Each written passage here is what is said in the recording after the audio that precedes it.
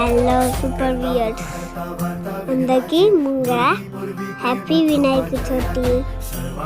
మా ఇంట్లో అయితే పూజ స్టార్ట్ చేసినాం. ముందుగా శుక్లాం పడడం స్టార్ట్ చేసినాం. నా పూజ పూర్తయింది. దేవుడికి నైవేద్యం పెట్టినాక హారతి ఇవ్వద్దా, అందుకే హారతి ఇస్తున్నా.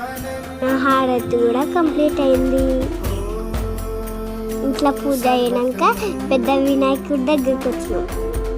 మేము వెళ్ళే తర్వాతనే పూజ స్టార్ట్ అయింది. పూజకి వెళ్తే ఉట్టిగానే వెళ్తామా, అందుకే ప్రసాదం తీసుకొని వెళ్ళా. నైవేద్యం స్వామికి సమర్పించి అందరికీ ప్రసాదం పంచడం స్టార్ట్ చేశా. వీడియో నచ్చితే లైక్, షేర్ అండ్ సబ్స్క్రైబ్.